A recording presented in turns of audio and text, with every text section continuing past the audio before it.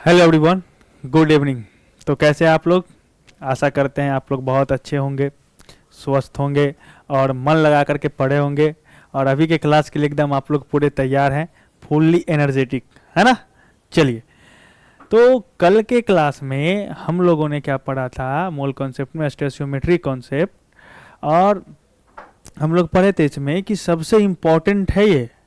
क्यों? क्योंकि आगे चल के हम लोग मिक्सचर एनालिसिस करेंगे। आप जो देखते हुएगा कि मोल कॉन्सेप्ट के क्वेश्चन टफ होते हैं, वो टफ होने का कारण यही है कि स्टेशियोमेट्री का अच्छे से ना पढ़ना, है ना? तो हमने कल आपको बहुत अच्छे से पढ़ाया था स्टेशियोमेट्री कोफिशिएंट, है ना?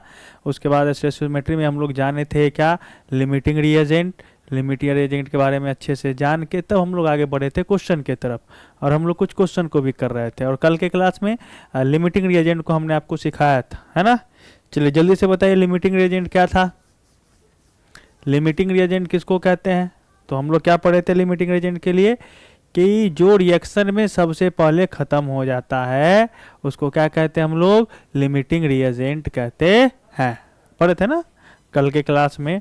हम लोग यही पढ़े थे कि किसको कहते थे लिमिटिंग रिएजेंट। तो हमारे पास आया था कि it is the reagent which is consumed earlier in the reaction, है ना? ये वैसे अभिकर्मक होते हैं जो रासायनिक अभिक्रिया में सबसे पहले क्या होता है? खत्म हो जाता है। उसको क्या कहते थे हम लोग? सीमांत अभिकर्मक कहते थे, है ना?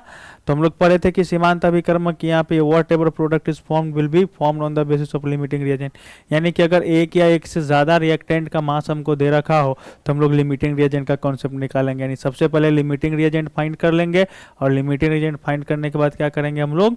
उसमें आगे की तरफ यानी कि लिमिटिंग रिएजेंट से क्वेश्चन को बनाएंगे, है ना?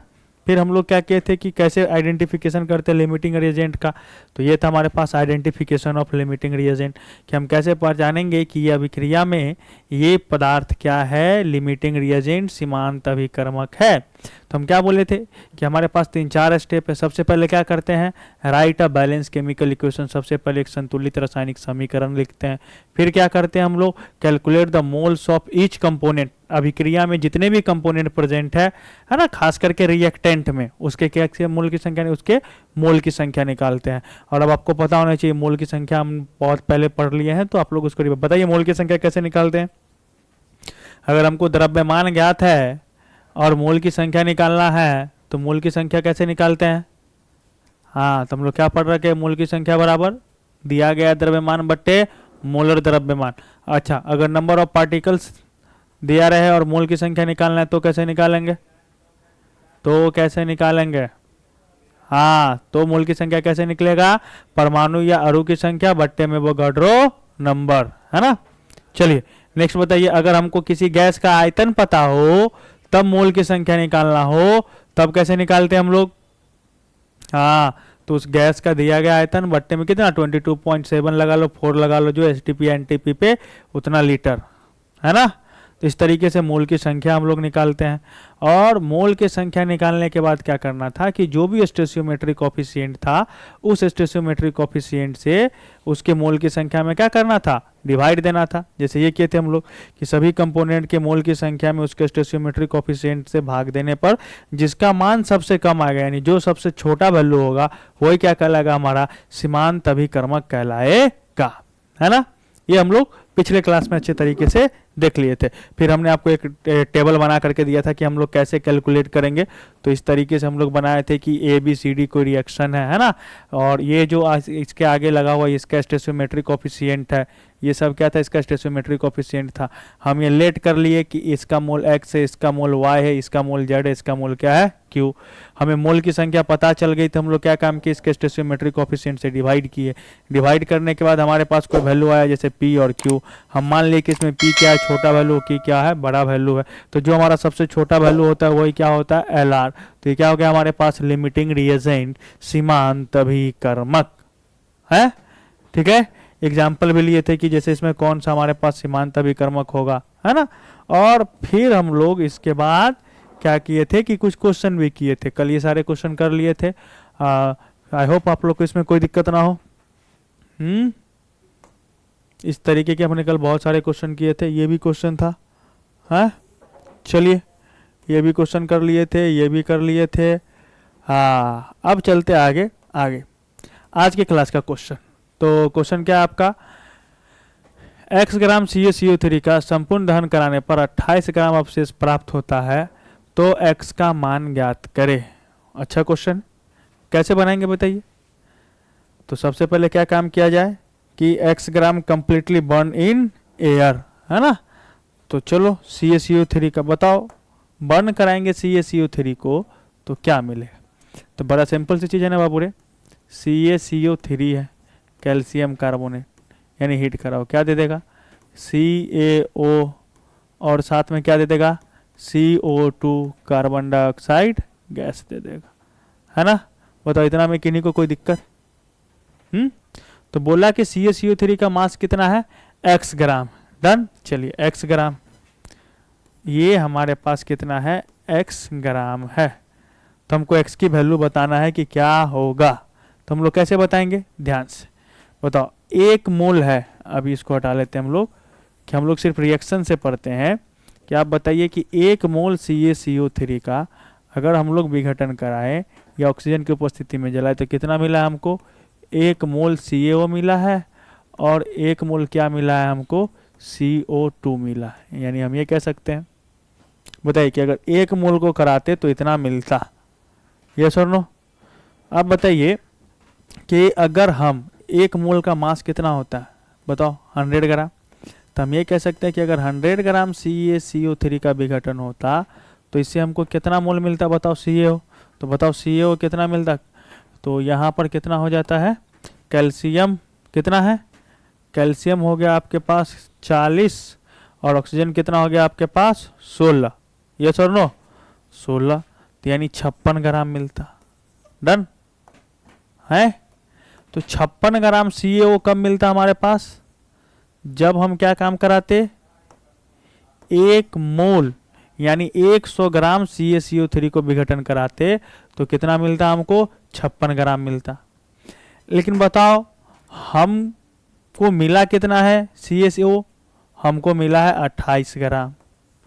तो आप यहीं से बताओ कि 28 ग्राम CaO कब मिलेगा, बताओ 100 ग्राम को करा रहे तो 56 ग्राम CaO मिल रहा है, तो 28 ग्राम CaO कब मिलेगा। बड़ा बेसिक सी चीज है, कब बोलो बताओ।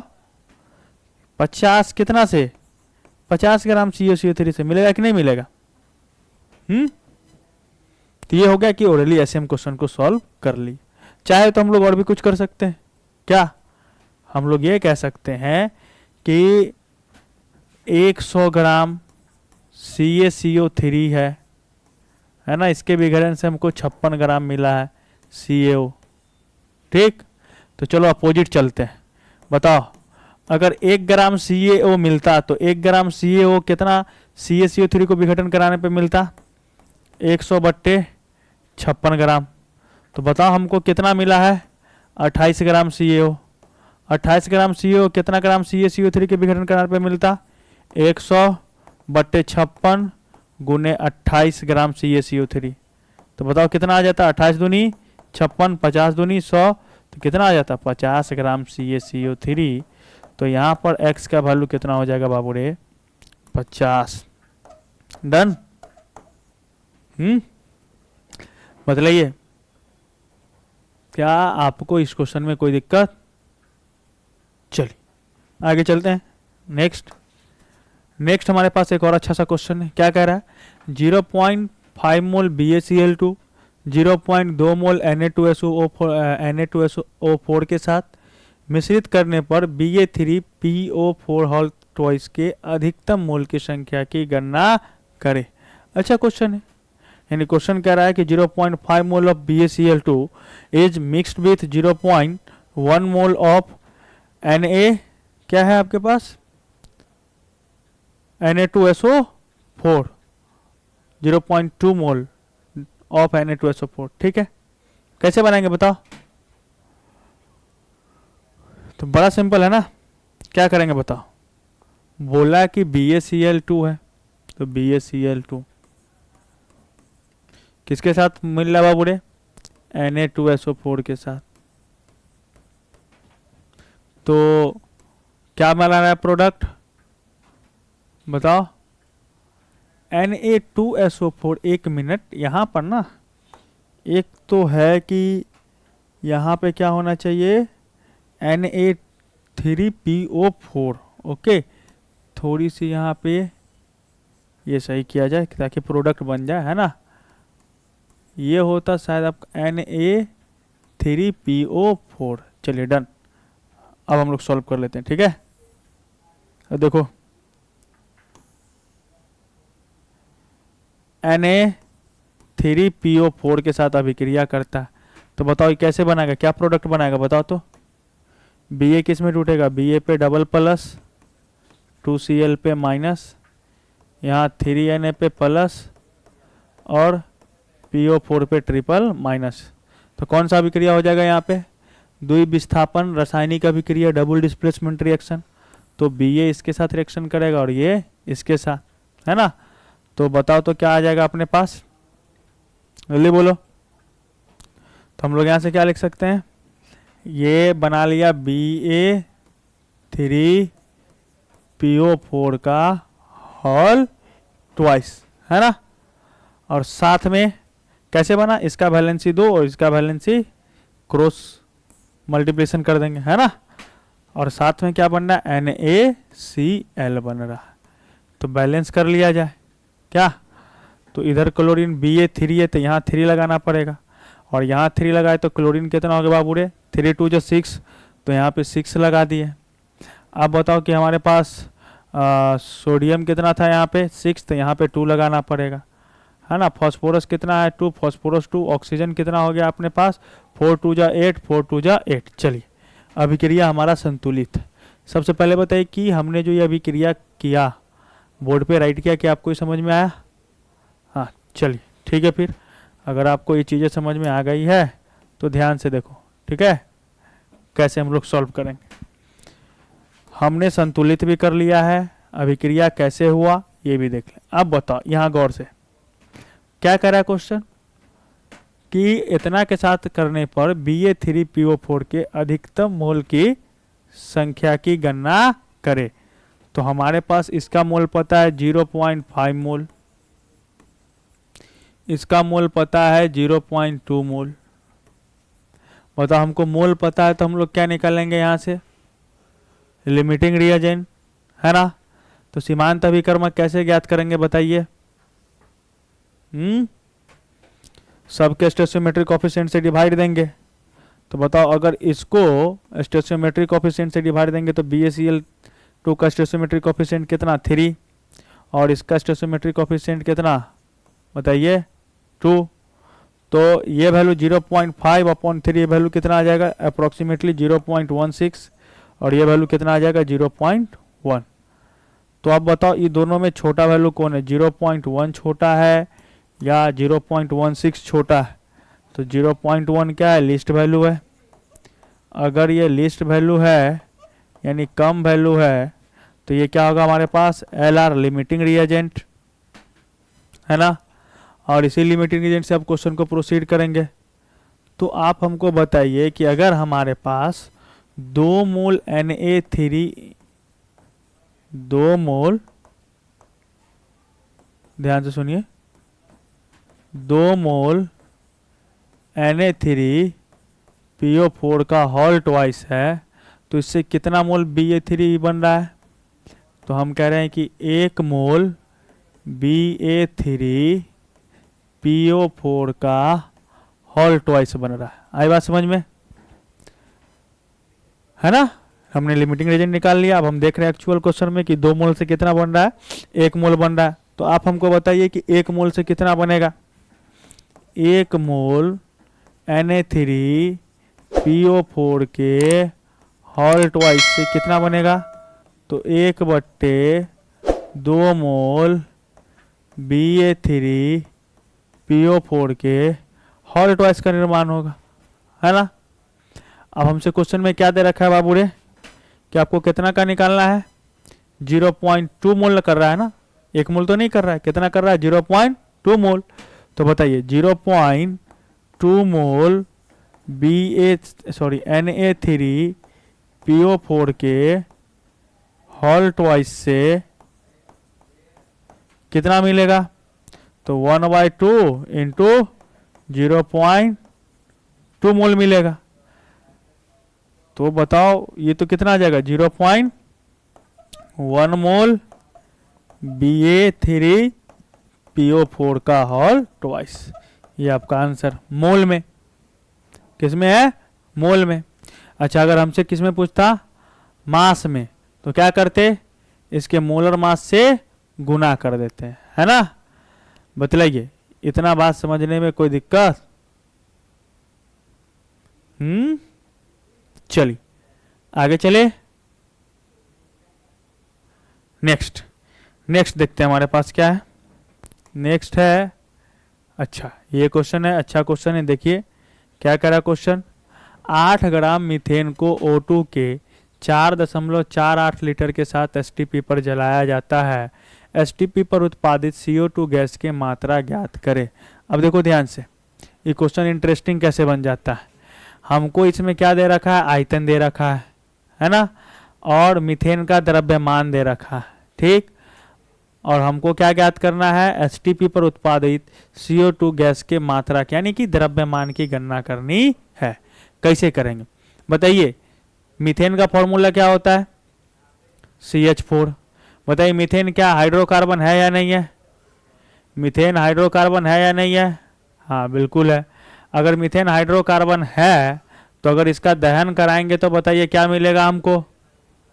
कार्बन डाइऑक्साइड, साथ में क्या मिलेगा? H2O। बेसिक सी चीजें कल हम लोग सीखे ही थे। तो चलिए हम लोग चलते हैं, इसको सॉल्व करते हैं, ध्यान से देखना।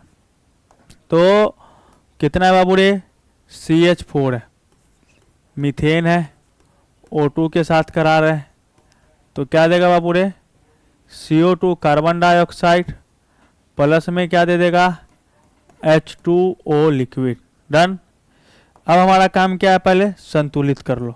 बताओ संतुलित करेंगे तो कार्बन 1 है, कार्बन 1 है, ऑक्सीजन 2 है, ऑक्सीजन इधर 3 है और हाइड्रोजन 4 है। तो यहाँ अगर हम 2 लगाए तो ऑक्सीजन कितना हो गया? 2 2 4। तो यहाँ पे कितना लगाना पड़ जाएगा बाबू रे? 2 लगाना पड़ जाएगा। डन। बताइए इतना में किन्हीं को कोई दिक्कत? हाँ। तो हमको बताओ कि मीथेन कितना ग्राम है? 8 ग्राम कर रहा है। और ऑक्सीजन कितना है? तो 4.48 लीटर है। 4.48 क्या है? लीटर है। अब लीटर में दे रखा है तो बताइए कैसे निकालिएगा मोल्स? बताइए, लीटर में दे रखा है तो मोल कैसे निकालेगा? जल्दी बताओ। है याद है? तो हम लोग मोल की संख्या निकाल लेते हैं पहले साइड में। बोलो मोल की संख्या क्या आएगा? जल्दी बताओ। कितना है दिया गया? द्रव्यमान 8 ग्राम, मोलर द्रव्यमान कितना इसका हो जाएगा? 16 ग्राम पर मोल। तो 8 दूनी कितना हो जाएगा? 16। ग्राम से ग्राम का 1/2 0.5 मोल। डन है। अब इसका निकालते हैं। तो बताओ हमको आयतन पता है, द्रव्यमान मोल की संख्या निकालना है। तब ये क्या बोले थे कि दिया गया आयतन में किससे भाग करेंगे? 22.7 से, है ना। तो बताओ कितना दे रखा है क्वेश्चन में? O2 के मोल की संख्या, O2 के मोल की संख्या। तो बताइए O2 के मोल की संख्या कितनी होगी? तो कितना दे रखा है आयतन? 4.48 डिवाइडेड बाय कितना? 22.4। तो चलो ये हटाओ 100, ये हटाओ 10, 2 0 0 2/10। बताओ कितना आ जाएगा? 2/10 0.2 मोल, है ना। किसको निकाल लिया हम लोग? मोल की संख्या को। अब बताओ मोल की संख्या निकाल लिए हैं तो चलो इसको तो हम यहाँ पे ये कह सकते हैं कि कितना मोल है बाबू रे? ध्यान से, एक्चुअल में ये 1 मोल है, सॉरी अभी बाद में देखेंगे। ये कितना है? 0.5 मोल। ये कितना है बाबू रे? ऑक्सीजन 0.2 मोल। तो बताओ क्या निकालेंगे अब? सीमांत अभिकर्मक कैसे निकालेंगे? तो जो मोल की संख्या दे रखी है उसमें क्या करेंगे हम लोग? स्टोइचियोमेट्रिक कोएफिशिएंट से भाग देंगे, है ना। तो बताओ स्टोइचियोमेट्रिक कोएफिशिएंट से अगर हम लोग भाग देंगे तो क्या आएगा? तो तो बताओ इसका स्टोइकोमेट्रिक कोएफिशिएंट कितना है, 1, तो 0.5 बाय 1, और इसका स्टोइकोमेट्रिक कोएफिशिएंट कितना है, 2, तो 0.2 बाय 2, है ना। तो ये 0.5 मोल है, यानी 0.5 आया, और ये 0.1 आया। आप हमको बताओ दोनों में लिस्ट वैल्यू कौन है। तो लिस्ट वैल्यू कौन है हमारे पास, ये आपका लिस्ट वैल्यू है। अगर ये लिस्ट वैल्यू है तो बताओ क्या होगा हमारे पास, लिमिटिंग रिएजेंट। यानी अब जो हम लोग क्वेश्चन बनाएंगे किसके बेसिस पे बनाएंगे, लिमिटिंग रिएजेंट के बेसिस पे बनाएंगे, है ना। चलो तो बताओ 2 मोल O2 से हमको क्या बताना है, CO2 गैस। 2 मोल O2 से कितना मोल CO2 मिल रहा है हमको, 1 मोल CO2 मिल रहा है। तो आप बताइए हमको कि 1 मोल O2 से कितना मोल मिलेगा हमको CO2, 1/2 मोल CO2 मिलेगा, है ना। इसमें कोई दिक्कत। अब बताओ हम मोल निकाल लिया, आयतन निकालना है तो क्या करोगे, मोल निकाल लिए हैं, आयतन निकालना है तो क्या करोगे, जल्दी बताओ। मोल निकाल लिए, आयतन निकालना है तो क्या करोगे, 1 मोल से तो आ गया, हमको एक्चुअल में कितना से लेना है, 0.2 मोल से। तो बताओ 0.2 मोल O2 से कितना मिलेगा, 1/2 गुने 0.2 मोल CO2, है ना। तो कितना आ गया, 0.1 मोल CO2। डन। चलिए तो ये क्या आ गया, मोल में, है ना। अगर वॉल्यूम निकालना होता तो क्या करते बताओ, अगर हमको क्या बोला, मात्रा बोला ना, तो अगर हम निकालते यहाँ पे वॉल्यूम ऑफ CO2 गैस का आयतन, तो बताओ बाबू रे कितना आता। तो मोल्स इंटू में मोलर मास, बोले यस और नो। मोल्स इंटू में no no no no no no no no no no no, moles into में मोलर मास नहीं, क्या होता बताओ, मोल्स इंटू में 22.4 लीटर।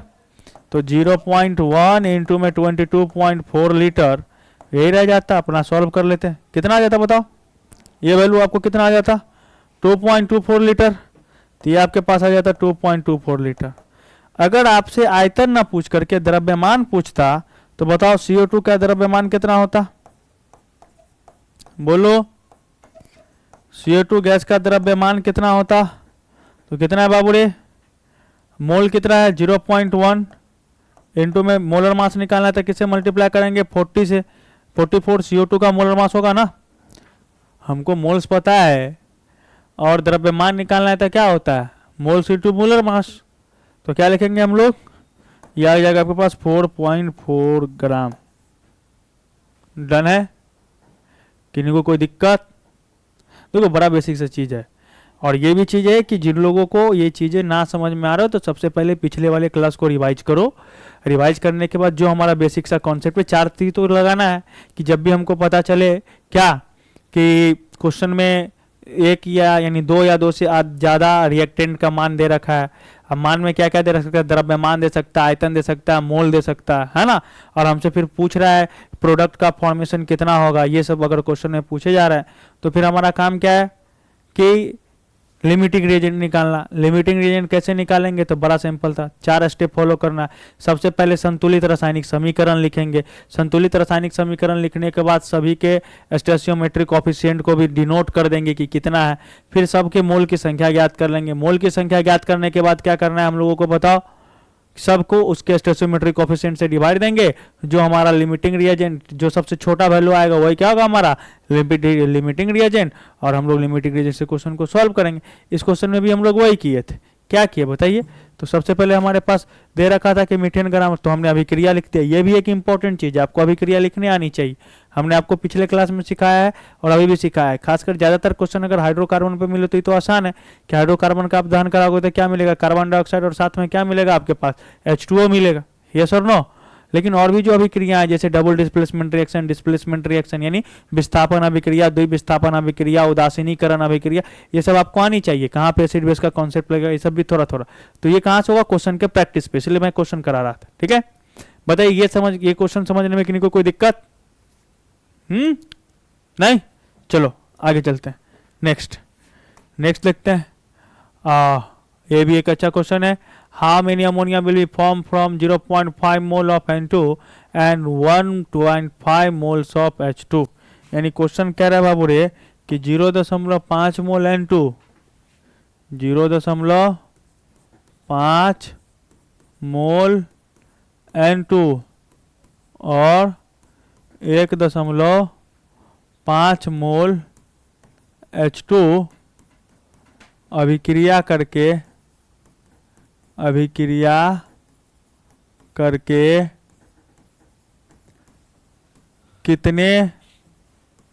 कितने अमोनिया का निर्माण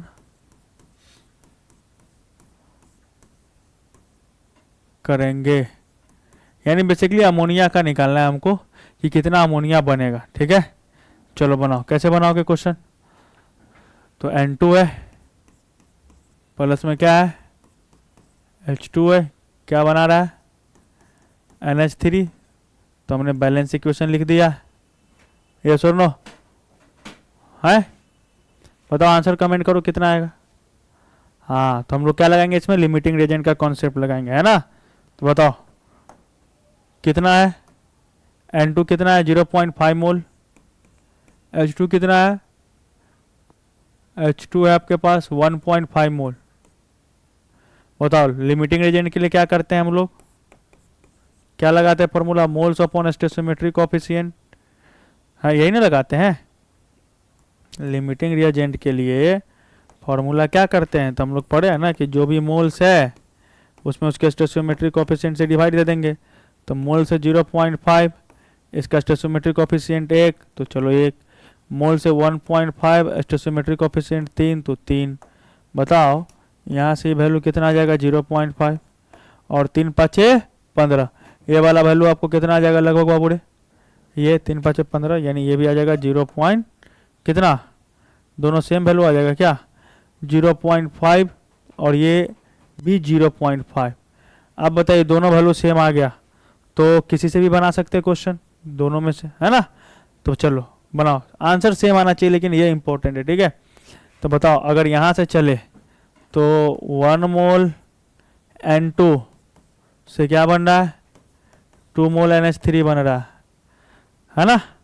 तो बताओ 0.5 मोल से कितना बनेगा, 0.5 मोल N2 से कितना बनेगा, तो 2 इंटू 0.5 मोल NH3 का फॉर्मेशन होगा।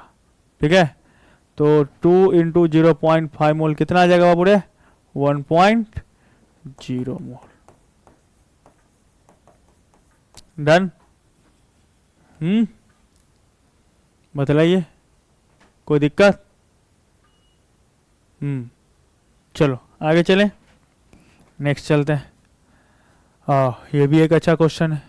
देखो मैं जितना क्वेश्चन करा रहा हूँ सब सेलेक्टिव क्वेश्चन है। अगर आप बिना इस क्वेश्चन के आगे बढ़ रहे हैं स्टोइकियोमेट्री में तो ये समझिए कि आप बहुत बड़ा अनर्थ करने जा रहे हैं। ठीक है, तो ये सारे क्वेश्चन इंपॉर्टेंट है इसलिए मैं सारे क्वेश्चन को करवा रहा हूँ।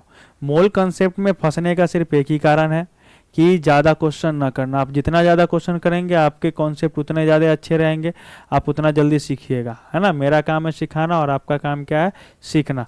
तो हमारा प्रयास है कि ज़्यादा से ज़्यादा क्वेश्चन हम लोग करें, जिस टॉपिक पे जितना मैक्सिमम पॉसिबिलिटी होता है, मैक्सिमम वैरायटी ऑफ क्वेश्चन है, हम लोग सारे क्वेश्चन को करते हुए चलते हैं। ठीक है, आपका काम है अच्छे से सीखना और देखना। ठीक है, आप आराम से कर लो। अब देखो ये क्वेश्चन में क्या कह रहा है, क्वेश्चन में कि SO3 का कितना का निर्माण निम्न अभिक्रिया से होता है। तो आपको दे रखा है अभिक्रिया, 2 अभिक्रिया दे रखा है। तो क्वेश्चन में आपसे पूछा जा रहा है कि 1 मोल एसिड से कितना मोल SO3 का निर्माण होगा, यानी 1 मोल एसेट अगर अभिक्रिया करेगा तो कितना मोल SO3 का निर्माण होगा। तो देखो सबसे पहले तो रिएक्शन देख करके घबराना नहीं चाहिए कि बाप रे इतना बड़ा रिएक्शन है ना। देखो कि कैसे बनेगा यार, सिंपल सी चीज़ है। चलो पहला रिएक्शन लिखते हैं, पहला रिएक्शन लिखते हैं हम लोग S8 प्लस में क्या है तो 8O2 है, done done done done done 8O2 है, और बना क्या रहा है 8SO2 बना रहा है ना। और फिर बी में हमारे पास है कि 2SO2 है, प्लस में क्या हमारे पास O2 है, और बना क्या रहा है ये, तो ये बना रहा है 2SO3 बना रहा है। ठीक, और तो कुछ खास है नहीं, तो ज़्यादा टेंशन लेने की ज़रूरत है नहीं। बताओ हाँ, हमको चाहिए क्या, हमको चाहिए SO3, ये दोनों को मिला करके, है ना। तो हम क्या कर सकते हैं, चलो हमको ये देखने से लग रहा है कि ये अगर हमारा इक्वेशन 1 है तो ये हमारा इक्वेशन 2 है, ये दोनों को जोड़ने पे कुछ आ सकता है, इधर भी SO2 है इधर भी SO2 है ना। तो क्या काम करे कि हमारे पास सिर्फ प्रोडक्ट में SO3 बचे, तो SO2 को एलिमिनेट करना पड़ेगा। SO2 को एलिमिनेट कैसे करेंगे, तो उसके लिए भी कम से कम 8 SO2 होता, तब ना 8 इधर आता, प्लस से माइनस में तो जोड़ देते तो कम हो जाता। तो 8 करने के लिए हम क्या करते हैं, इसमें 4 से मल्टीप्लाई करते हैं। देखो बाबू अगर हम 4 से मल्टीप्लाई करेंगे तो हमारे पास क्या आ जाएगा S8 नहीं, इसमें 4 दूनी 8 SO2 प्लस में 4O2, साथ में क्या बनेगा 8 SO3 बनेगा। डन। तो ये हुआ आपके पास गुना करने के बाद आया हुआ समीकरण। ठीक, तो मान लो इसको हम लोग क्या मान लेते हैं 3। तो हम लोग अब क्या काम करते हैं, समीकरण 1 और 3 को जोड़ते हैं। ठीक है, add equation first and third, है ना, ये तीनों को जोड़ते हैं। देखो जैसे ही जोड़ेंगे तो क्या होगा, S8 तो S8 रह जाएगा, प्लस में ध्यान से देखो अब क्या है, ये O2 है और ये भी O2 है, तो ये दोनों जुड़ जाएगा तो कितना आ जाएगा 8 है 4 12 O2, है ना। अब साथ में क्या होगा, ये SO2 इधर प्लस में इधर आएगा तो माइनस में, यानी ये से ये खत्म हो गया, और इससे अभिक्रिया करके क्या बन गया 8 SO3, है ना। चेक करते हैं हम लोग कि हमारा इक्वेशन बैलेंस है या नहीं, है ना। तो बताओ क्या है यहाँ पे, सल्फर कितना है 8 है, 8 सल्फर है, ऑक्सीजन 12 दूनी 24, 8 तिरिक 24। बताओ सबसे पहले क्या आपको यह अभिक्रिया समझ में आया। हमने जो यहाँ पे इक्वेशन लिखा, ये इक्वेशन आपको समझ में आया, ये दिखा आपको, हाँ क्या आपको ये बातें समझ में आई। चलो आगे चले, देखो तो समझ में आ गया तो बस आसान, ध्यान दोगे तो क्वेश्चन बनेगा ही। बेसिक सी चीजें हैं, आप आसानी से पीछे वाले जितने आप रिवाइज करोगे क्वेश्चन उतना ज़्यादा बनेगा। तो हमारा सबसे ज़्यादा फोकस क्या होना चाहिए, रिवाइज पे, क्वेश्चन बनाने पे। हमने कौन से फॉर्मूला आपको लिखा है उस फॉर्मूला पे आप आसानी से क्वेश्चन बनाते जाओगे। और मैं फिर से कह रहा हूँ कि मोल कॉन्सेप्ट बहुत सारे बच्चों का सिर्फ इसलिए छूट जाता है क्योंकि वो क्वेश्चन नहीं बनाना चाहते हैं। और अगर आप क्वेश्चन नहीं बना रहे हैं वैरायटीज़ के, तब तक आपके कॉन्सेप्ट क्लियर नहीं होंगे। मैं सीधी सी बात जानता हूँ, अगर कोई क्वेश्चन आपके सामने में सीधे आ रहे हैं फर्स्ट टाइम, तो आप उसको कैसे बनाएंगे जब तक आप उसको अच्छे से नहीं जान रहे हैं, तो है ना।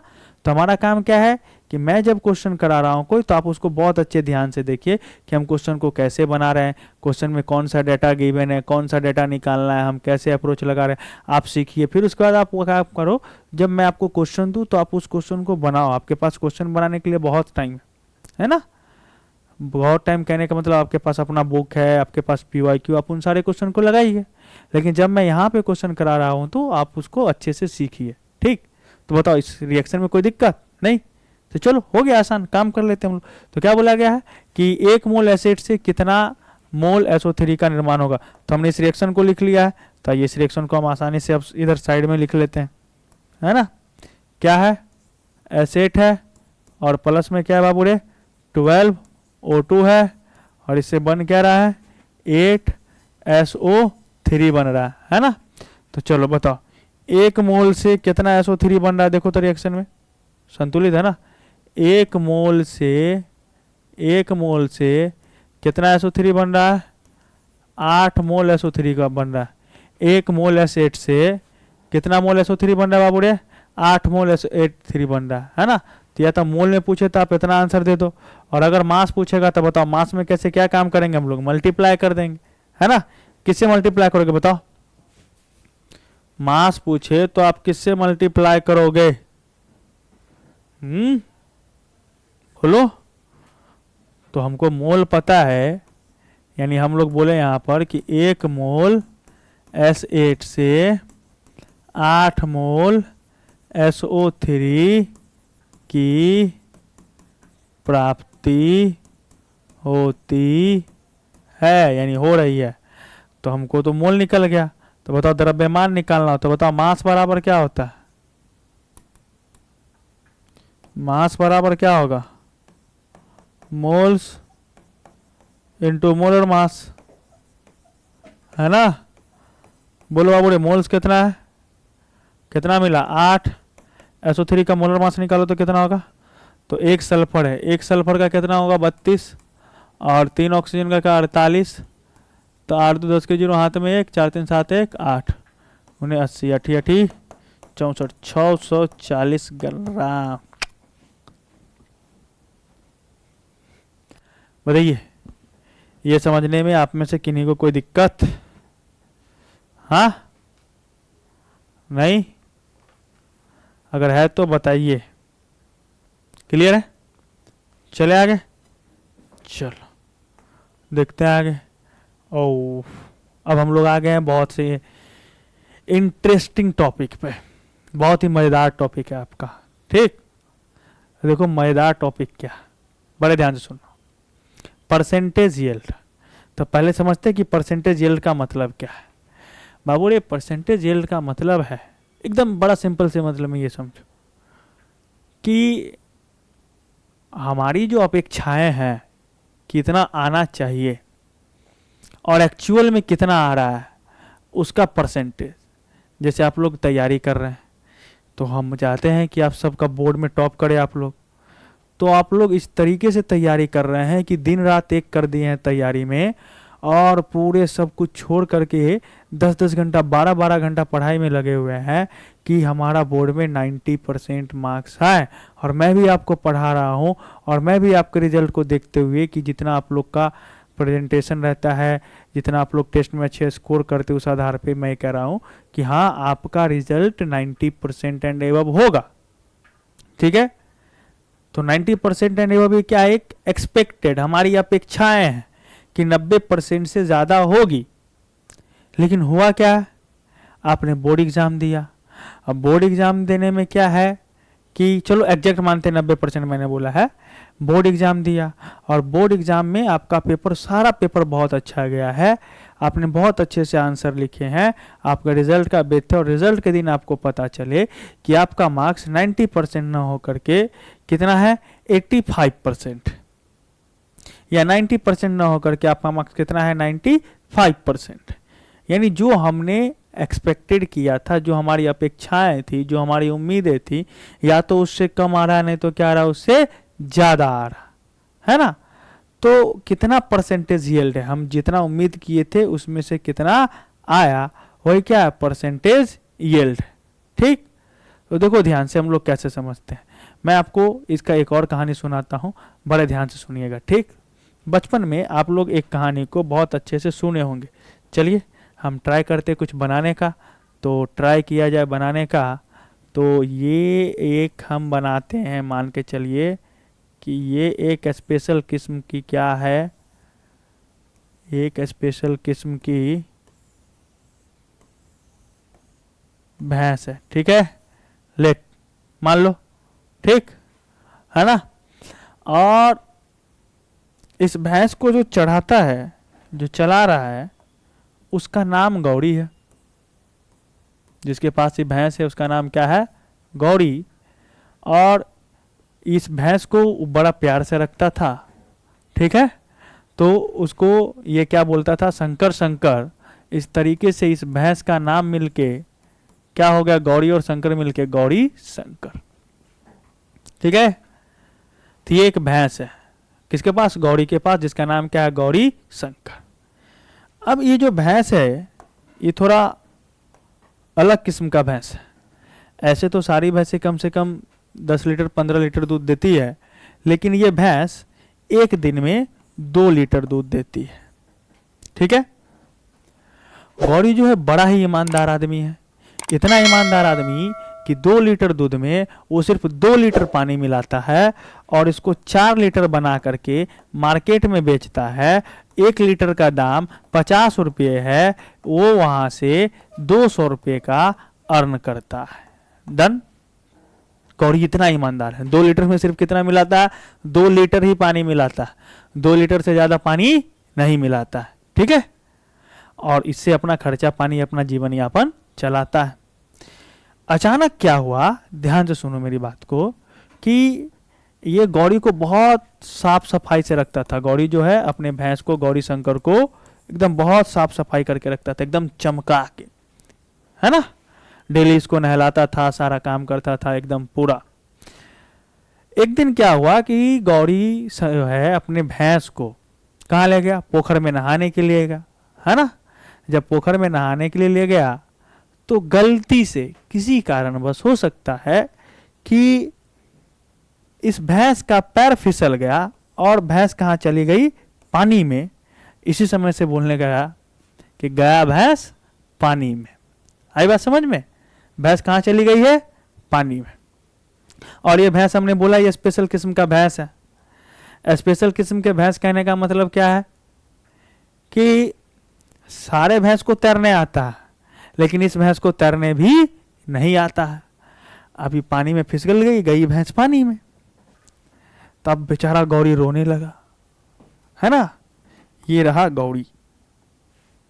गौरी जो है ये एकदम यहाँ पर क्या होने लगा?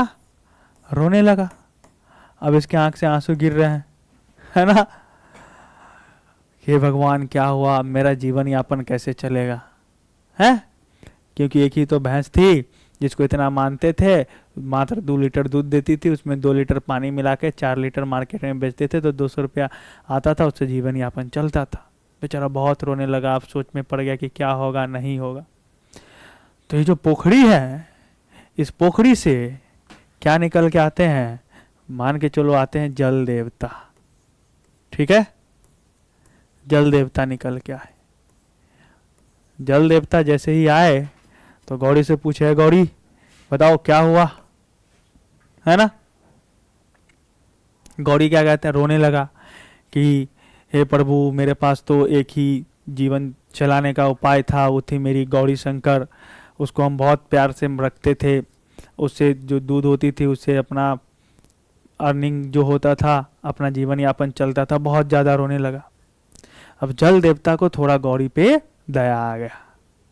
तो जल देवता क्या काम किया? अच्छा टेंशन मत लो। जल देवता अंदर गए और सबसे पहले क्या काम किए हैं कि एक गोल्ड बफेलो लेकर के आए। गोल्ड बफेलो यानी सोने की भैंस, है ना। गोल्ड बफेलो लेकर के आए। डन। गौरी लेकिन ईमानदार है। गौरी क्या है? ईमानदार है। ठीक है। तो गौरी जो है, ये कहानी सुने हुआ था पहले से कुल्हाड़ी वाला। आप लोग सुने हैं ना कि वो कुल्हाड़ी अंदर चला जाता है तो पहले एक कुल्हाड़ी लेकर के आते हैं तो कहता है नहीं नहीं। तो गौरी सोचा कि अभी गोल्ड का भैंस लेकर के आए हैं तो हम बोल देते हैं कि नहीं ये नहीं है, फिर लेकर आएंगे दोनों, फिर दोनों दे देंगे, है ना। तो बोले ठीक है। गौरी बोल दिया कि हे जल देवता, ये मेरा नहीं है, मेरी जो गौरी थी वही गौरी हमें ला करके दीजिए। जल देवता मान गए। फिर नीचे गए और जब अंदर गए तो फिर कौन सा ला करके दिए? सिल्वर बफेलो ला के दिए, है ना। फिर ही बोला क्या कि नहीं नहीं मेरा ये नहीं है, मेरा जो गौरी हमको वही ला करके दे दीजिए। जल देवता भी सोचे वाह कितना ईमानदार आदमी है ना, कि हम इसको गोल्ड का बफेलो ला करके दे रहे हैं, ये भी नहीं ले रहा है, सिल्वर बफेलो ला करके दे रहे हैं, ये भी नहीं, बहुत ईमानदार आदमी। देख कितना ईमानदार आदमी। हम तो जानते हैं तुम 2 लीटर दूध में 2 लीटर पानी मिलाते हो, तो जल देवता जानते थे कि तुम इतना ईमानदार आदमी हो, है ना। तो अब की बार क्या हुए कि जल देवता अंदर गए। अब तो गौरी सोचने लगा कि हमको तो तीनों भैंस मिल जाएगा, गोल्ड भी, सिल्वर भी, और जो हमारा गौरी शंकर है वो भी मिल जाएगा हमें। लेकिन वो गौरी शंकर को लाए और गौरी शंकर को ला करके बोले क्या कि बताओ ये भैंस है? बोला हाँ हाँ हाँ यही मेरा भैंस है, आप हमें इसको दे दीजिए। ठीक। तो क्या हुआ, ध्यान से सुनो कि जल देवता बोले कि देखो तुम ईमानदार तो हो, लेकिन तुम कितना ईमानदार हो ये तो हम जानते ही हैं कि तुम 2 लीटर में 2 लीटर पानी मिलाते हो, है ना। तो चलो आज से तुमको पानी मिलाने की जरूरत नहीं है। तुम क्या काम करना, मैं तुम्हारे गौरी शंकर की माइलेज बढ़ा देता हूँ। माइलेज बढ़ाने का मतलब कि जो सिर्फ 2 लीटर देती थी अब से 40 लीटर देगी। है डन। कितना लीटर देगी, 40 लीटर देगी।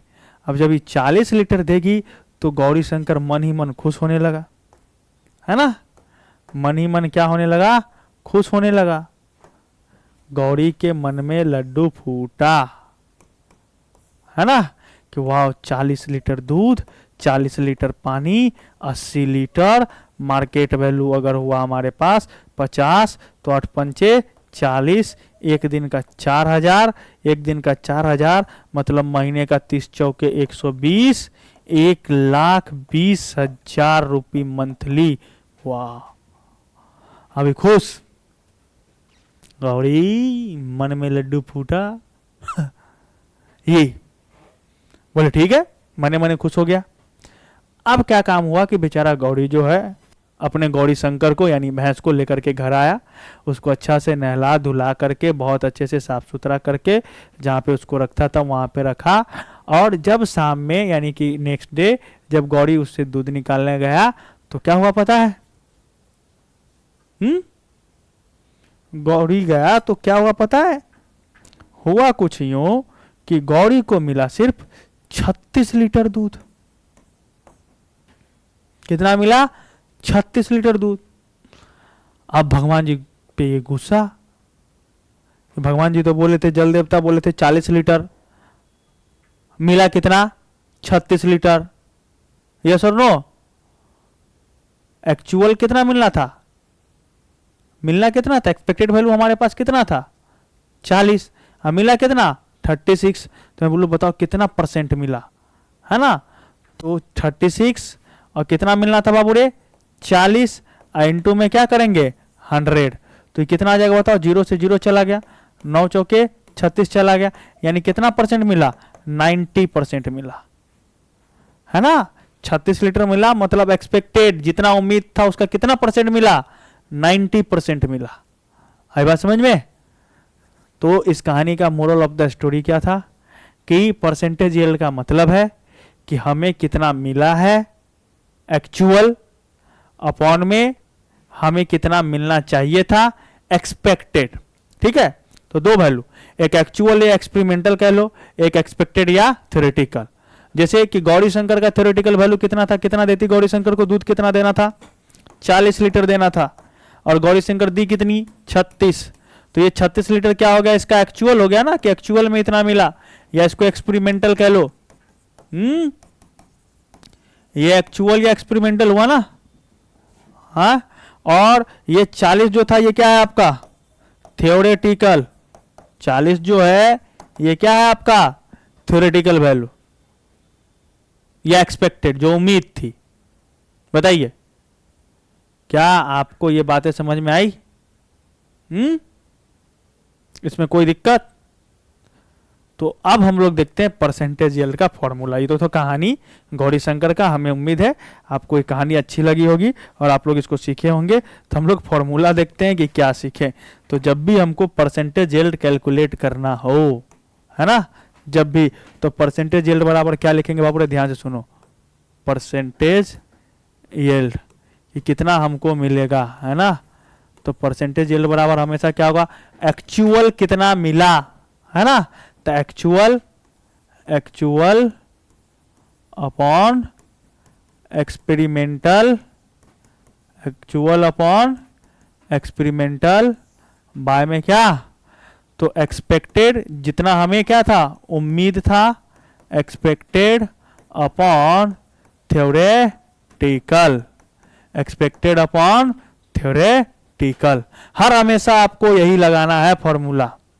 ठीक है, एकदम शुद्ध हिंदी में अगर हम समझे तो परसेंटेज यील्ड बराबर हम लोग ये भी लिख सकते हैं एक्चुअल यानी वास्तविक में कितना मिला, ये कितना मिला, कितना मिला, कितना मिला बाय कितना मिलना चाहिए था, कितना मिलना चाहिए था। डन। हाँ, अच्छा परसेंटेज है तो इंटू में क्या करोगे 100। ये आ गया आपका परसेंटेज यील्ड का बेसिक सा फॉर्मूला। डन। हाँ, चलो तो इस पे क्वेश्चन किया जाए, एक परसेंटेज यील्ड पे क्वेश्चन किया जाए। बोल ही नहीं रहे आप लोग, क्या परसेंटेज यील्ड पे क्वेश्चन करें? हाँ तो चलो करते क्वेश्चन, एक क्वेश्चन लेते हैं हम लोग, ठीक है। तो क्वेश्चन है आपके पास, चलो इसे से लिखते हैं। क्वेश्चन है कि 20 gram CaCO3 decompose to obtain 20 gram CaCO3 decompose to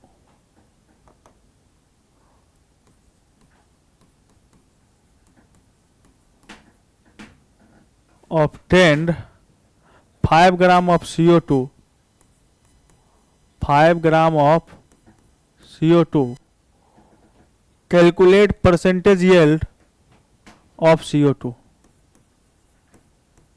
calculate percentage yield of CO2। ठीक, तो क्या करा क्वेश्चन कि 20 ग्राम कैल्शियम कार्बोनेट को विघटन किया जाता है तो 5 ग्राम CO2 की प्राप्ति होती है। तो CO2 का परसेंटेज यील्ड ज्ञात करें, यानी कि इस अभिक्रिया से कितना प्रतिशत CO2 मिल रहा है ना। मैं लिख दूं क्वेश्चन कि 20 ग्राम CaCO3 के विघटन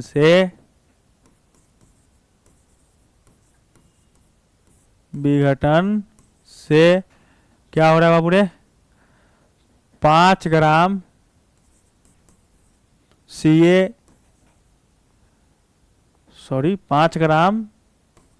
CO2 की प्राप्ति होती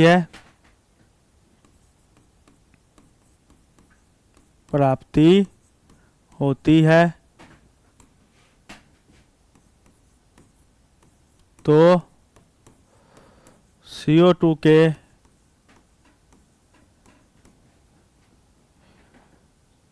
प्रतिशत मात्रा की गणना करें, यानी परसेंटेज यील्ड कितना मिलेगा, है ना। तो कैसे निकालेंगे कितना प्रतिशत CO2 मिलेगा, तो चलो देखते हैं। तो इसमें सब कुछ का यूज करेंगे हम लोग, है ना, limiting reagent concept, percentage yield concept, है ना। गौरी शंकर को ध्यान में रखिएगा, गौरी शंकर को नहीं भूलना है, ओके। हाँ चलो ध्यान से। तो सबसे पहला काम इसका डिकम्पोजिशन कराते हैं। तो देखो CaCO3 है बाबू रे, और CaCO3 का अगर डिकम्पोजिशन कराएंगे तो क्या मिलेगा, जल्दी से बताओ तो।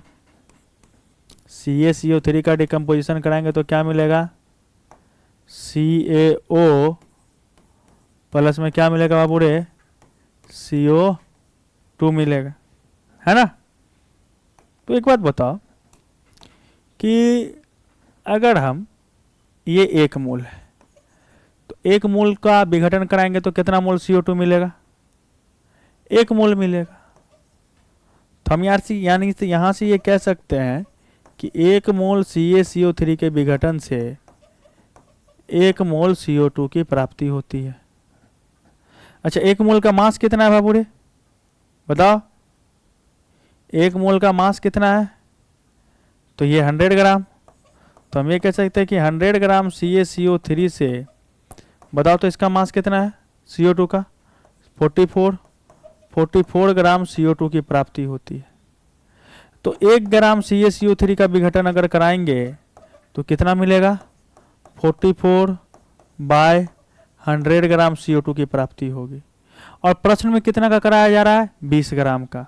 तो बताओ कि अगर 20 ग्राम CaCO3 को हीट किया जाए तो कितना मिलेगा, तो 44/100 गुने 20, यानी 20 पंचे 100, और ये वैल्यू कितना आ जाएगा आपके पास, दे देते हैं हम लोग क्या, तो 5 और इधर कितना है 44, तो 8 से 8 5 जो 44, डेसिमल दे के 0, 8.5 ग्राम कितना मिलेगा, 8.5 ग्राम। डन। तो जब हम 20 ग्राम का कराए, है ना, 8 पंचे 40, 5 8 8.8 ग्राम, ठीक है। जब हम 20 ग्राम का कराए तो हमको मिला कितना है, 8.8 ग्राम मिलना चाहिए था। यस और नो, बताओ। थ्योरेटिकल कितना मिलना चाहिए था, 8.8 ग्राम मिलना चाहिए था। बताओ, इस बात से सहमत हो। सबसे पहले यही देखो कि अगर हम 20 ग्राम CaCO3 के विघटन करा रहे हैं तो हमको कितना मिलना चाहिए। हमने कैलकुलेट किया कि सर हमको कितना मिलना चाहिए, 8.8 ग्राम CO2 मिलना चाहिए। और प्रश्न में देखो कितना मिल रहा है हमको, 5 ग्राम मिल रहा है। मिलना कितना चाहिए, 8.8 ग्राम। तो बताओ एक्चुअल वैल्यू कितना है यहाँ पे, बोलो एक्चुअल कितना मिला है। एक्चुअल मास ऑफ CO2 बताओ कितना मिला है, 5 ग्राम। और एक्सपेक्टेड या थ्योरेटिकल जब हमने सॉल्व किया है, थ्योरेटिकल मास ऑफ CO2, बताओ थ्योरेटिकल मास ऑफ CO2 कितना है हमारे पास, 8.8 ग्राम, है ना। ये लिख लिया ना। चलो लगाओ परसेंटेज एल, बताओ क्या बताया परसेंटेज एल का, बताओ क्या है फॉर्मूला। तो अभी ना हम लोग पढ़े कि एक्चुअल मास यानी ऑफ CO2 है तो अपॉन में क्या हो जाएगा, एक्सपेक्टेड या थ्योरेटिकल, यही होगा ना, एक्सपेक्टेड या थ्योरेटिकल मास ऑफ CO2। नहीं तो ये वाला फॉर्मूला याद है ना, अभी तुरंत हम लोग जो किए हैं, क्या बोले कैसे याद रखोगे, हाँ, कि जब भी हमको परसेंटेज एल निकालना हो तो हम लोग क्या याद रखेंगे कि अगर हमको प्रश्न में प्रतिशत मात्रा परसेंटेज कितना मिला, कितना मिला, कितना मिलना चाहिए था, कितना मिलना चाहिए था। बताओ एक्चुअल कितना मिला है 20 ग्राम के कराने से, 5 ग्राम। अब मिलना कितना चाहिए था, 8.8 ग्राम। अब परसेंटेज है तो गुना में 100 होगा ना बाबू रे, तो इंटू में 100 ऐसे। नहीं तो यहीं से एक्चुअल बताओ, एक्चुअल कितना हमने बताया 5, आया कितना थ्योरेटिकल 8.8, गुना में कितना 100, डेसिमल देके 0, 44 दूनी 88, 50 दूनी 100, 25 दूनी 50, 22 दूनी 44, 11 दूनी 22, 25 दूनी 50, 25 से 25, 1/11। आप देख लीजिएगा जितना आएगा उतना आपका क्या हो जाएगा आंसर। डन। हाँ, बतलाइए क्या आपको ये क्वेश्चन समझ में आया। परसेंटेज यील्ड पे ये क्वेश्चन आपने किया तो क्या आपको ये क्वेश्चन अच्छे से समझ में आया।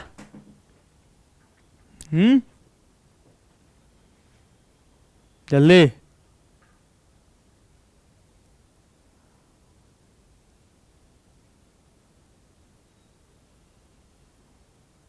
चलिए ठीक है, फिर समझ में आ गई है तो उतना कोई दिक्कत है नहीं, बड़ा सिंपल है। आप आसानी से क्वेश्चन को बना सकते हो, जैसे मैंने अप्रोच लगाया वैसे करके आप बना सकते हो।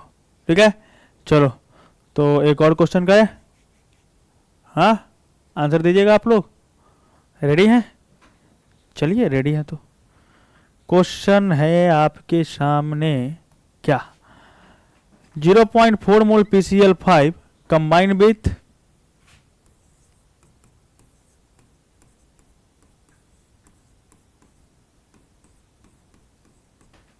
PCl5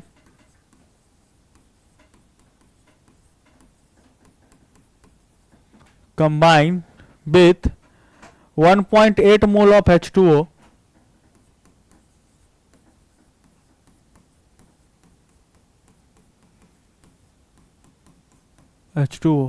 if H2O if 65.7 gram of HCl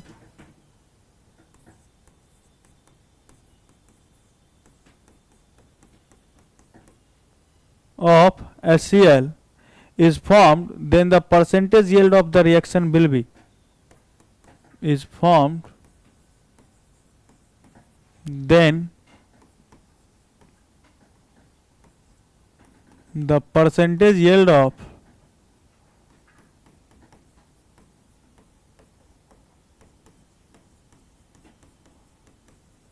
reaction will be,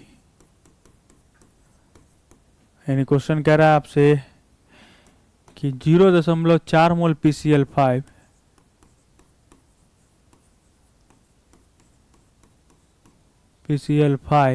1.8 mole H2O के साथ संयोजित होती है।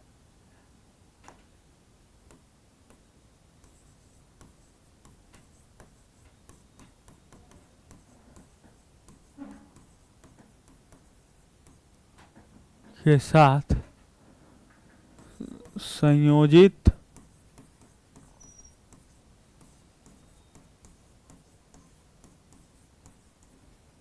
होती है तो 65.7 ग्राम HCl का निर्माण होता है।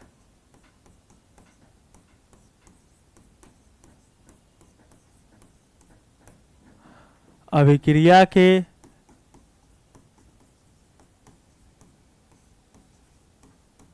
प्रतिशत मात्रा परसेंटेज यील्ड की गणना करें, है ना। चलो बनाया जाए। देखो कैसे बनाएंगे। तो क्या बोला है 0.4 मोल PCl5, ठीक है PCl5 है, किसके साथ कंबाइन हो रहा है, वाटर के साथ। बताओ PCl5 वाटर के साथ कंबाइन होकर के क्या बनाएंगे, ये बनाएंगे H3PO4 प्लस में HCl। अब देखो हमको दोनों का पता है मोल्स, तो लिमिटिंग रिएजेंट का यूज करना पड़ेगा, और लिमिटिंग रिएजेंट का यूज करेंगे तो हम लोग को क्या करना पड़ेगा, बैलेंस करना पड़ेगा। तो बैलेंस करेंगे तो बताओ कैसे बैलेंस होगा, फॉस्फोरस एक क्लोरीन कितना है 5, चलो क्लोरीन कितना करना पड़ेगा 5 क्लोरीन किए तो हाइड्रोजन कितना हो गया 5 3 8, तो यहाँ कितना करना पड़ेगा 4 किए तो ऑक्सीजन 4। चलो बैलेंस है हमारा इक्वेशन बैलेंस। तो बताओ हमको हम लिमिटिंग रिएजेंट निकालते हैं। तो क्या है कि आपके पास ये कितना PCl5 कितना है 0.4 मोल है, वाटर कितना है 1.8 मोल है ना। बताओ क्या करेंगे। तो 0.4 divided by stoichiometric coefficient 1, 1.8 divided by stoichiometric coefficient 4, तो ये वैल्यू तो रह जाएगी 0.4। बताओ 1.8 डिवाइडेड बाय 4 ये कितना आ जाएगा, जल्दी बोलो। 1.8 डिवाइडेड बाय 4 1.8 डिवाइडेड बाय 4 ज़्यादा वैल्यू देगा ना, इतना तो पता है कि 0.4 से ज़्यादा देगा। तो ये वाला वैल्यू क्या हो जाएगा आपका लिमिटिंग रिएजेंट LR। तो हम लोग क्वेश्चन अब किससे बनाएंगे, LR से। बताओ क्या करें, लिमिटिंग रिएजेंट हमको पता चल गया है ना। तो हम लोग यहाँ से क्या कहेंगे कि 1 मोल PCl5, ध्यान से देखो 1 मोल PCl5 से कितना बन रहा है 5 मोल HCl बन रहा है ना। तो बताओ तो कितना अभिक्रिया में यूज किया गया 0.4 मोल, तो 0.4 मोल PCl5 से कितना बनेगा 5 गुने 0.4 मोल HCl बनेगा। तो बताओ तो ये वैल्यू कितनी आ जाएगी 5 चौके 20, यानी कि 2 मोल HCl। अच्छा मोल पता है, मास निकालते हैं। तो बताओ तो मास बराबर क्या आएगा, मोल्स इनटू मोलर मास। तो मोल कितना है 2, मोलर मास 36.5, कितना आ जाएगा 73 ग्राम। तो हम यहां से कह सकते हैं कि जब 0.4 मोल PCl5 किसके साथ अभिक्रिया कर रहा था 4 मोल H2O के साथ, तो हमको मिलना कितना चाहिए था HCl 73 ग्राम। मिलना कितना चाहिए था? 73 ग्राम। और मिला कितना है? 65.7 ग्राम। तो हमको बोला परसेंटेज यील्ड निकालने के लिए, बताओ परसेंटेज यील्ड ऑफ HCl निकाल देते हैं। बताओ क्या आएगा परसेंटेज, इसको मिटा दो, लिमिटिंग रीजन निकाला था, है ना। चलो देखो ध्यान से, बताओ परसेंटेज यील्ड कैसे निकालेंगे फिर, क्या था फॉर्मूला? परसेंटेज यील्ड कैसे निकालोगे? अब ये सीखे ना, क्या बोले? एक्चुअल। एक्चुअल मतलब कितना मिला, कितना मिला, बाय एक्सपेक्टेड कितना मिलना चाहिए था, कितना मिलना चाहिए था, गुना में कितना? 100। बताओ कितना मिला है? 65.7 ग्राम। मिलना कितना चाहिए था? 73 इंटू में 100। ये रहेगा इसका परसेंटेज यील्ड। डन। ये अप्रोक्सीमेटली 90% के आसपास आ जाएगा ये वैल्यू। ठीक है, बताइए परसेंटेज यील्ड पे आपको ये चीजें समझ में आया? हाँ चलिए, तो आपको ध्यान रहेगा आज के क्लास का क्या क्या कि हमने स्टोइचियोमेट्री का जो बचा हुआ क्वेश्चन था उसको कर चुके हैं।